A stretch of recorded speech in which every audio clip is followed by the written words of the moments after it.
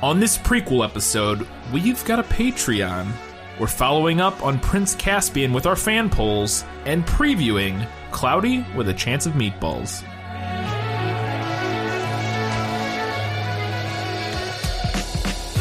Hello and welcome back to This Film Is Lit, the podcast where we talk about movies that are based on books and sometimes children's books.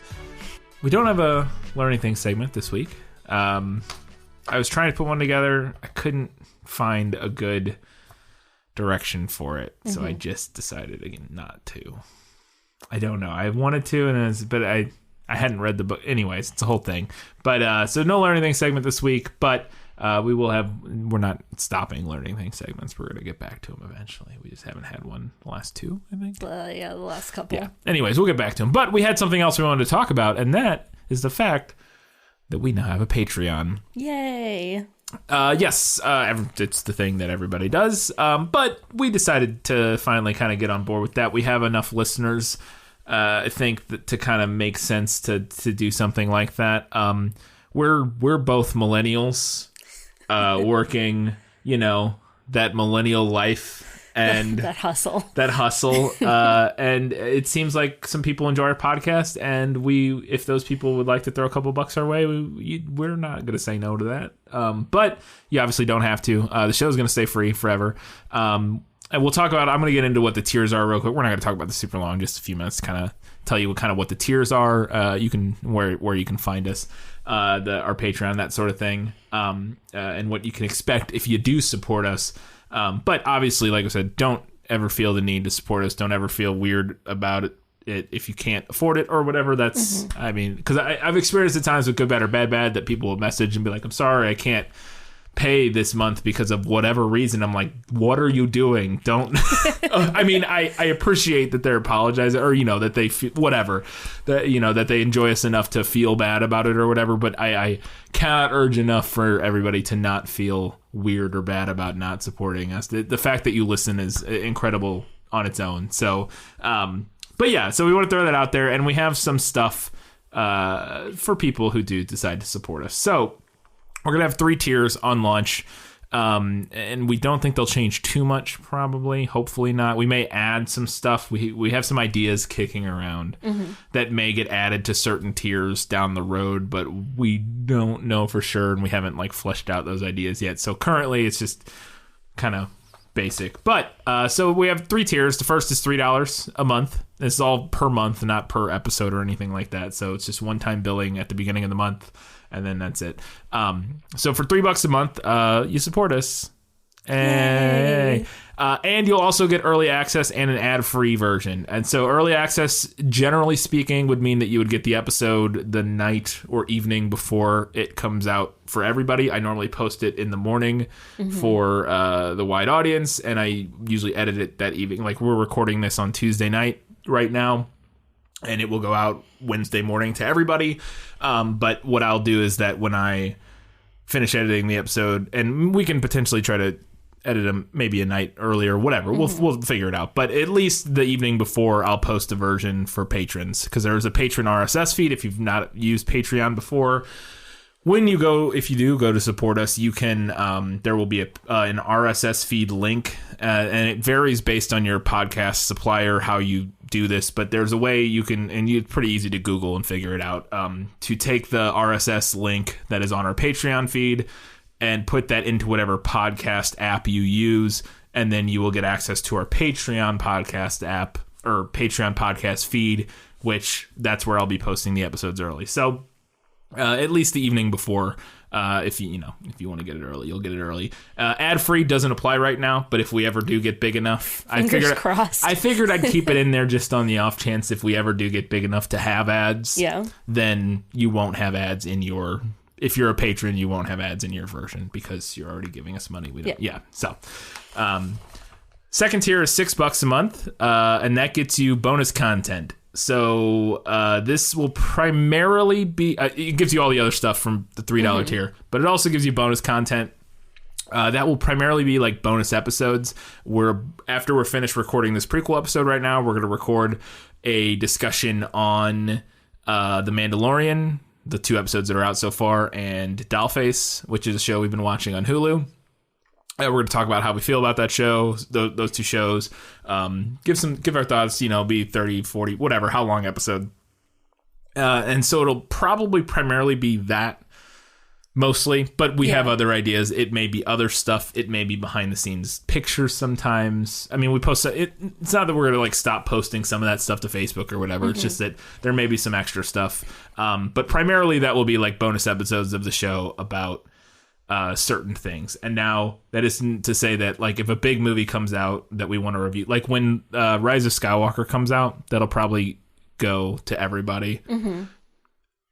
But smaller things, other things, well, who knows? It'll be all kinds of stuff, but that's what you get, the bonus content at the $6 level.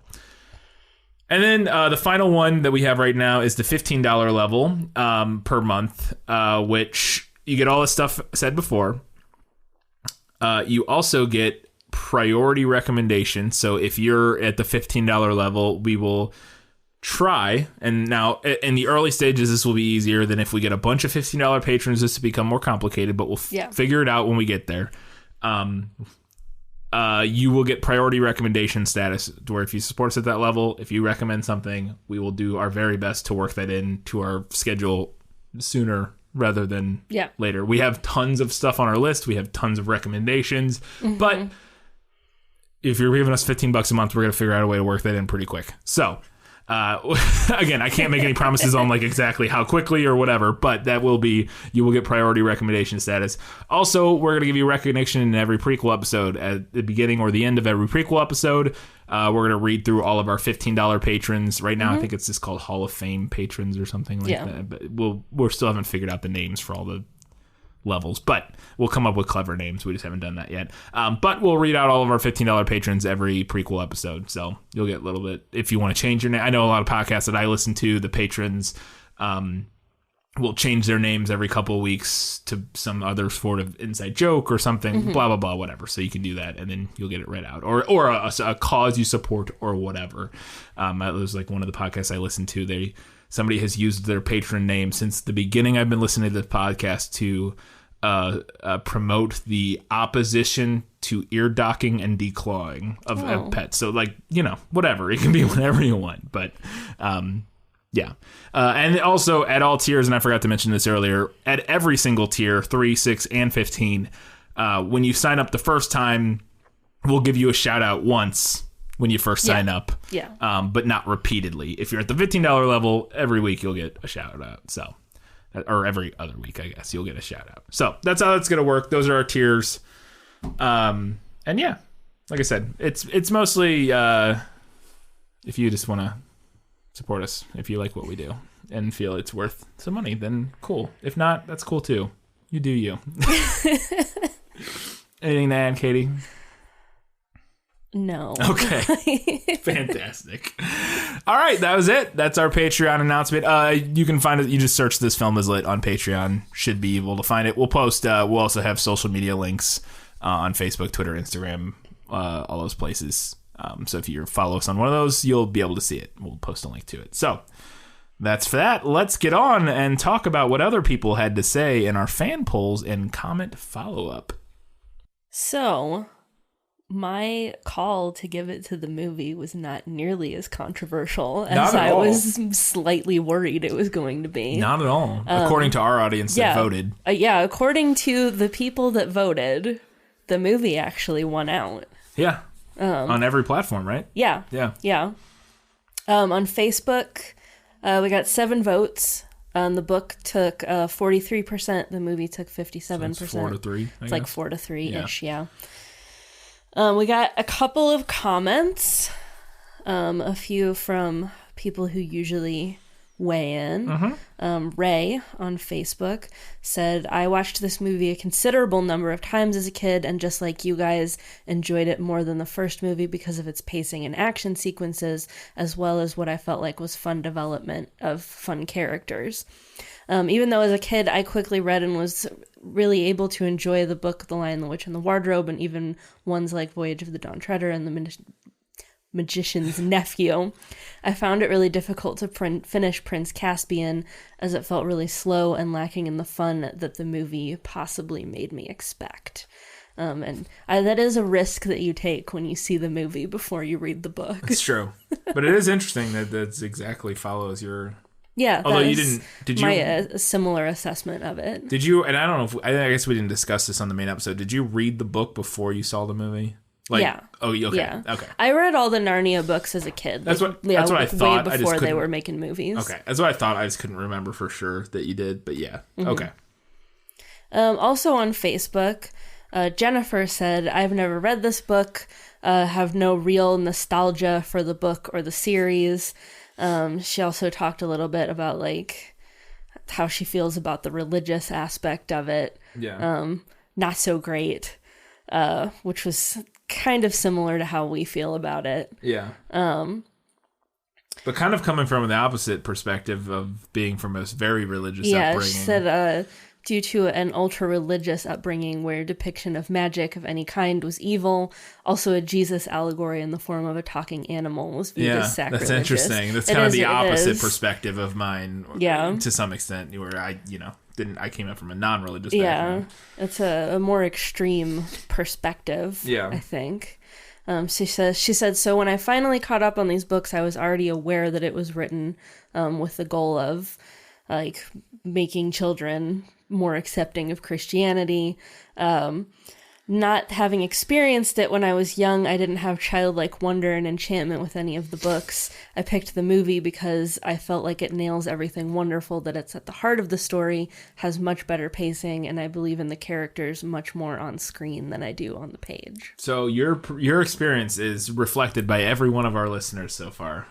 Like, exactly. Yeah. I mean, sorry, in terms of like their feelings of the movie versus right, the book. Yeah, the differences in the way the pacing specifically things. Was something you mentioned, and the character development was another thing specifically that you brought up. Yeah. But we did have one person who rode to the defense of the book. Yep. Patty said, so it may be nostalgia, and this is one of my favorite book series from childhood. I've read them so many times. I just found the movie lacking. I prefer the BBC miniseries adaptation, which stays very true to the book. Now, I have never seen the BBC adaptation, so I can't comment on that. And I think nostalgia is a fair reason to prefer a book over a movie or vice versa. Yeah. I try not to lean on it because nostalgia is something that's very personal. It's very personal, yeah. So I try to make it, like, my verdict something a little bit different than that. Yeah. But thinking back to the Lion, the Witch, and the Wardrobe episode, I did lean on nostalgia a little bit because the book and the movie were so similar that I kind of granted it to the book just... for the virtue of being a beloved childhood book that a lot of people love. Right. And I think nostalgia is a perfectly valid, like, reason to prefer something. Like, I think there's almost any reason's a valid reason to prefer something. But we try to stay away from it on the show, generally. I mean, we'll talk about it. But we generally try to... It's not a very... Nostalgia, because it is so personal, is not a very interesting reason, I don't think. At least I wouldn't imagine to listen... Nostalgia is not a very interesting reason to listen to somebody else talk about why they like a thing, because it is so personal. Yeah. I mean, you can do it, like, if you were writing, like, an essay about your nostalgia of this thing. Like, that you could do it in a way that was very moving and very interesting. But I think if you're coming at it from the angle of kind of what we're trying to do on the show of comparing the movie and the book, and the way that they tell the story, that we're trying to come at it from a more quote unquote objective angle. Right. Yeah. You know I try to make it as objective as I can. And nostalgia is something that is so subjective because obviously we all have different childhoods. We read different things. We see different things. Yeah. So if I was just like, well, I prefer Prince Caspian, the book, because I'm nostalgic about my childhood. Yeah. People listening would be like, well, that doesn't apply to me. So yeah. Why do I care about that? Right. Because like for both of us, and I think it's really exemplified in our Harry Potter episodes. I mean, now we picked the book in every single episode, but we and for both of us, those are incredibly nostalgic things. For me, that's Harry Potter series the book series is probably the single most nostalgic thing of my childhood, maybe. like up there with like the original Star Wars movies and I've talked about when I saw those in a cabin with my parents, like on a camping trip or whatever. But Harry Potter's up there for me as like the thing that like triggers my nostalgia harder than like almost anything else. But I tried not to talk about that when we were doing the episode, because again, like you said, it's just not. Yeah. To other people, it's like, okay, well, I wasn't in your bedroom eating peanut butter and jelly and cottage cheese reading these books, so you saying that and that's why you like them means nothing to me. Like, again, that's not to say that if you prefer something for that reason, totally get it, totally makes sense, and you can have that reason, and that's just kind of where we're coming from when we're talking to a bunch of people. We're just trying to do something a little different. Yeah. So those were our Facebook comments. Then over on Twitter, we had 8 people weigh in. The book had 3 of those votes. The movie had 5. It says 4v4 if you go and look at the poll on Twitter, but I'm about to reveal why that is. At Marvel DC Fanboy They changed his Twitter handle again? Yes. No, the handle is still the same. Oh, okay. I meant to choose the movie, but I accidentally clicked on the book. So I moved one of those votes for him. Okay. There you go. He said, the movie seems reasonably better because I couldn't follow the book that much since I had first read it. But I watched the movie and I was like, oh, that's what happened. Okay. Interesting. So the movie helped clarify the book. Yeah. Fair enough.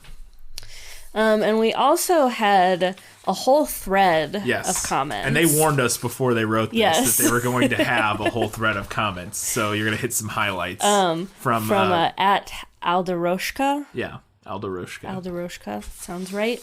So I'm not going to read all of those comments. Absolutely go to our Twitter, though, and find the poll, because it was a really interesting thread. Yeah, whole big thread. And lots of good insight, I thought. But the gist of it was that they remember disliking the book and liking the movie when they were younger. But now, as an adult, they find the book charming.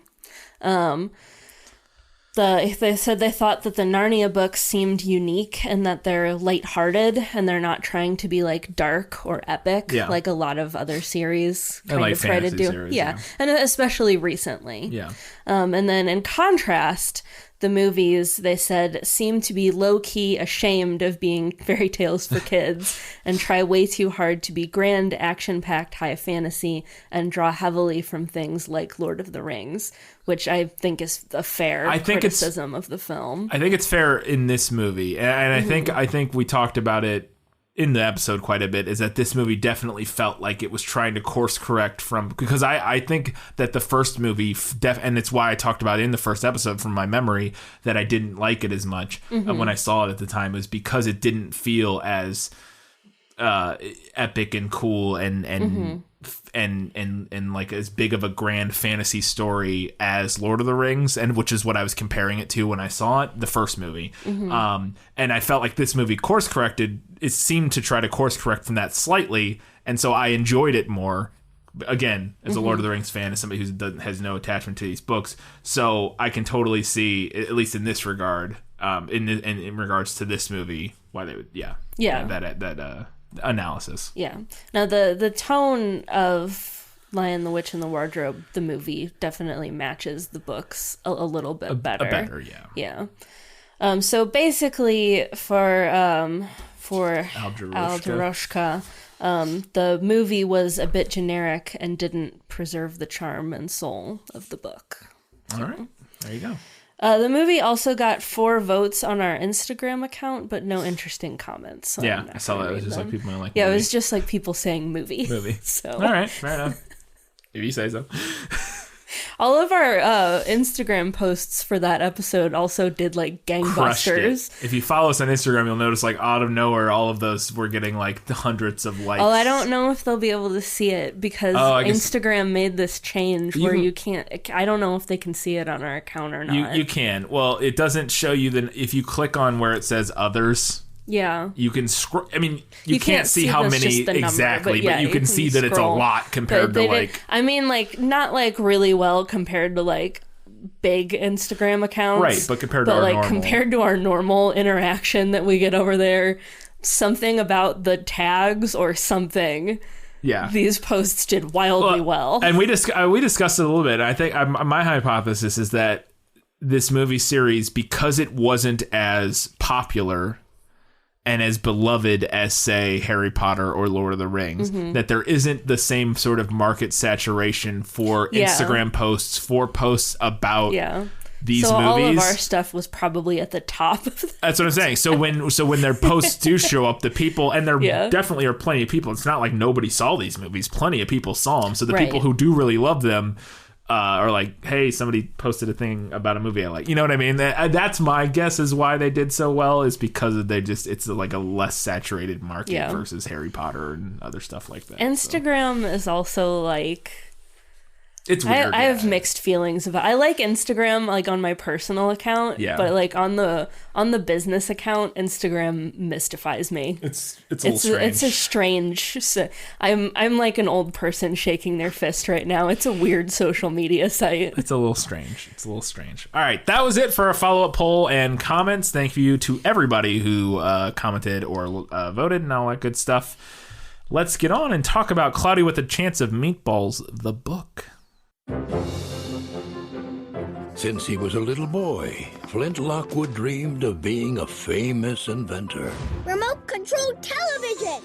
The trouble was, his inventions tended to be a little unusual. Ratbird! What's going on, little guys? Squeakle, squeakle, squeak! But a guy like Flint never, ever gives up. Flint. Hi, Dad! Something's wrong!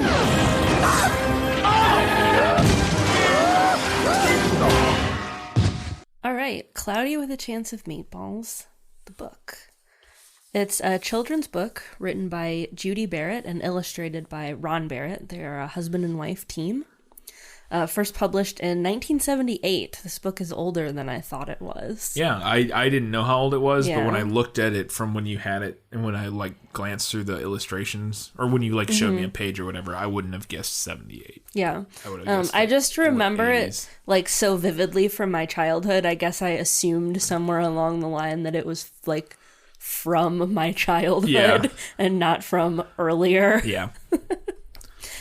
So it does have some pretty cool illustrations. It's maybe one of my favorite illustrated children's books. They're kind of like a comic style. They're drawn with like black ink and pencil. So the book starts out in black and white. And once like a shift comes about, I won't spoil anything yet. Okay. But there's a narrative shift that comes about, and then the illustrations are colored in, and it looks kind of similar to like a newsprint. Gotcha. Like if you were reading like the comics in the newspaper, which I did all the time as a kid. Yeah, I did too. I had nothing else to amuse myself with. I had things to amuse myself with, but I still read. I read the Saturday comics or Sunday, whichever. I would read even the ones that I didn't understand. Yeah, I've read Doonesbury. I didn't freaking understand Doonesbury. I still don't understand Doonesbury. Nah, that's Okay Boomer the comic. I'm pretty sure. I say that. I'm pretty sure it's like moderately liberal, but I don't even know for sure. I haven't read it in years, but yeah. No, I read all of them. I loved reading the comics. Yeah. But the illustrations in this book are pretty cool. I'll post some pictures at some point. If you have never read it or if you don't remember it, I would say go out and grab it.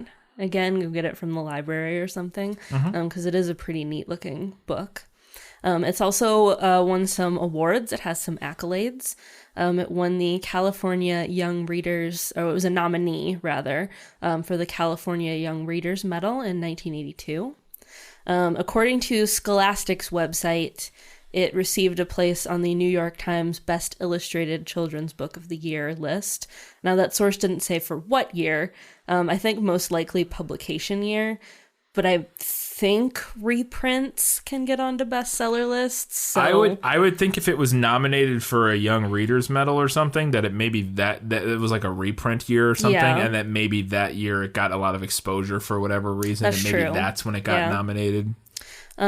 This is a children's book that has also endured. It's been it's had a lasting reputation. Based on a 2007 online poll, the National Education Association named it one of teachers' top 100 books for children. And in a 2012 poll by a school library journal, it was also named one of top 100 picture books of all time. Wow. It also has 2 sequels, which I did not know about. Pickles to Pittsburgh, published in 2000, and Planet of the Pies from 2013. Wow. I have not read either of those. Do you? I'm putting you on the place here. Do you know? Were they written and illustrated by the same couple? I believe so. Yeah. Wow. Okay, that's a big gap between. Yeah, them, I know. It feels like. Yeah. Especially they've done other books. Okay, together, fair so enough. they have So, a career. Fair enough. Yeah. But yeah, I had never heard of either of those, probably because they didn't exist when I was reading picture books. Right. But Planet of the Pies sounds interesting. You can check that out. Well, and that one came out after the movie, so after the first movie. That's true. So. That's true. I wonder if it was influenced by the first movie at all. Who knows? Interesting. All right, that was it for some fun book facts. Let's go ahead and talk about the movie. And then one day, he made an incredible discovery. Conversion of water into food. Networking power grid. Yes! Everyone is going to love this. This fall, if you have a hunger for excitement and an appetite for adventure, prepare to get served.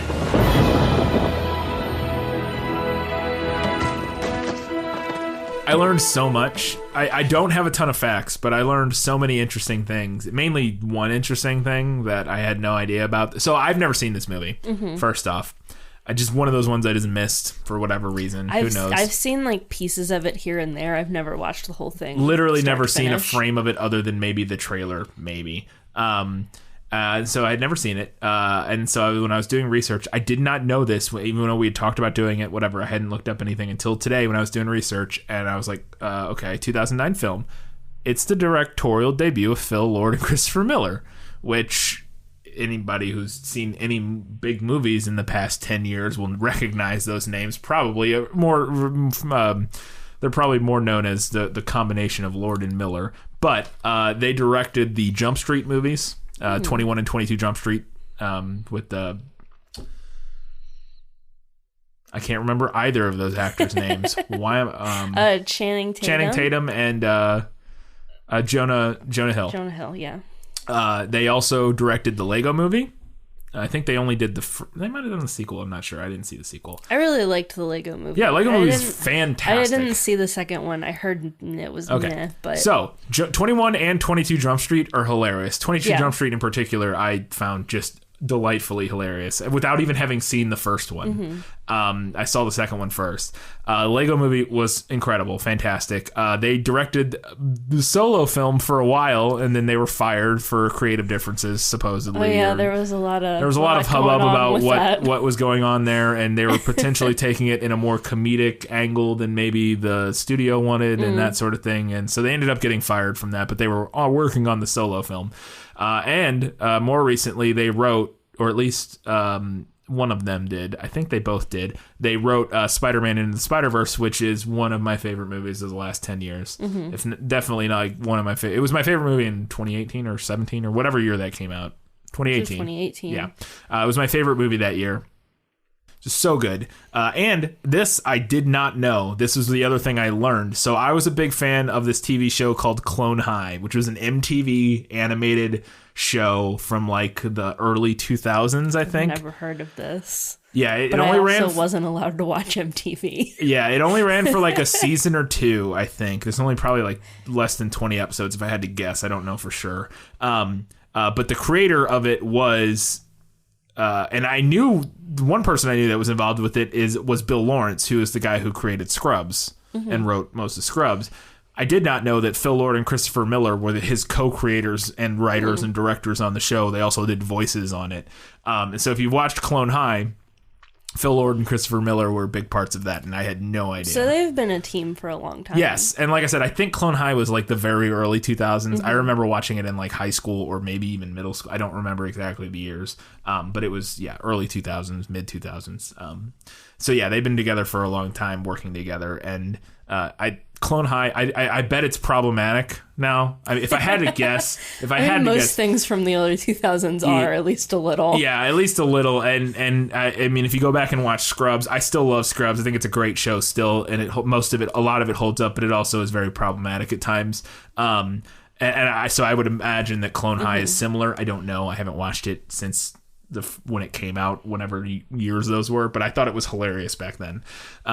So anyways, that was a whole journey I went on of figuring out that, holy cow, they made this movie. Interesting, too, that both the book and the movie have, like collaborative, like, teams. Yeah, I thought that was kind of funny, too. Them. You know what also is hilarious, and I didn't write this down, is that the originally Sony Pictures, who made this movie, hired a different director combo. It was some brother combos who had directed like some animated movies in they directed the movie 9, which was like an animated movie with Elijah Wood and a couple other ones, but there's some brother combo, and they hired them initially, but then got rid of them and got Phil Lord and Christopher. They're not siblings, but I thought it was weird that they had this combo director thing, which I think isn't uncommon for animated films for whatever reason. Anyways, so Phil Lord and Christopher Miller, after a year of working on the script, because they were writing it, they were fired for story issues. This is not uncommon for them. We're now finding out in their very first job they got fired. Apparently they're maybe not super easy to work with. And they were replaced with new writers who, after a year, were also fired. Jeez. And then Lord and Miller were rehired in 2006, and the two completely redid the script, this time with creative input from the crew, who was going to be involved in the animation process and all that sort of stuff. They were almost fired again after Amy Pascal, who was the head of Sony Pictures, criticized the film for a lack of story. Now, when I haven't read reviews on this movie, but I looked at the like general critic, like on Wikipedia, they'll show like they'll have like a sentence or two about what critics thought of this movie. Yeah, and that is like the biggest critical thing that those couple sentences said, was that it lacked an overall complex or interesting narrative or whatever. So maybe she was right about that, but. Lord and Miller said later that they would that this movie, basically they decided to make an homage / parody of disaster films like Twister and Armageddon and The Core and The Day After Tomorrow, which are all, I've seen all of those movies, and they're all great / terrible in their own ways. I love Armageddon and Twister, and Day After Tomorrow is just terrible. The Core, I think, is just terrible. Haven't been seen in a long time. Armageddon's a mixture of great and terrible. It's Michael Bay at his worst best. So, and Twister, I think, is arguably better than it is bad, but it also has its moments. Knowing the book, that makes sense. Yeah. In Israel, this is a random fun fact. In Israel, again, and now we're hit the point now where we're at the IMDb trivia, so who knows, but according to the IMDb trivia, in Israel the film's title is It's Raining Falafel. That is delightful. I thought so. And then Turkey, the title is It's Raining Kofta, which are just like, local variants of meatballs, basically. So makes sense. The appearance of Flint's laboratory in the film is modeled off of Wardenclyffe Tower, which is where Nikola Tesla's laboratory was. It's where he did all of his experiments on wireless transmission. And if I remember incorrectly, if you've seen The Prestige, they go and visit Nikola Tesla in that film, played by David fucking Bowie. That movie's great. But it's Christopher Nolan. And I'm pretty sure that's at that place. That's Wardenclyffe Tower. And you can see I don't know if it's actually Wardenclyffe Tower. I assume probably not, but they recreate it in that movie. So if you've seen The Prestige, I'm pretty sure. And finally, Lord and Miller originally wanted to get the Electric Light Orchestra's title song from Xanadu, which is a terrible movie from 1980, to play under the credits. And Electric Light Orchestra is like a trippy psychedelic band from the 80s, like in 70s and 80s or whatever. But they couldn't figure out who owned the rights for the movie. They apparently went around and around trying to get the rights for this song to play in their movie. Couldn't figure out who owned the rights. So instead, Miranda Cosgrove's Raining Sunshine was used, which is such a strange... I mean, it is a strange jump, but a Miranda Cosgrove song totally makes sense for a 2009 animated film. I'm not at all saying it doesn't. I'm not even saying it's not good or what. I'm not judging it at all. I'm just saying it's such an interesting shift in like what they were going for versus what they ended up with, it would seem to me. Now, I have not heard Miranda Cosgrove's Raining Sunshine. I'm sure I've seen Xanadu years and years and years ago, but I can't imagine that they're particularly similar. So I think that's interesting. That's all I got for movie notes. And that's all we got for this episode. So you can come back in 1 week's time. This is on Netflix. Yes. We looked it up. So if you want to watch this movie, you can go back, rewatch it. It's on Netflix. Most people have Netflix. Not everybody. If you don't have Netflix, go check out your local library. Odds are they probably have it. Yeah. If you get yourself a library card, support your local library and check out this movie. Even pick up the book, too. There you go. While you're there, get both. You can read the book in about 10 minutes, and then you can watch the movie. There you go. Boom. Perfect. And you'll be supporting your local library, because those numbers... The numbers matter. Numbers matter. The numbers matter, man. Yeah. So do that. Screw Netflix. Go to your local library and get it. But yeah. Anyways, that's all we have for this week's episode. Until next week, guys, gals, non-binary, and everybody else. Keep reading books. Keep watching movies. And keep being awesome.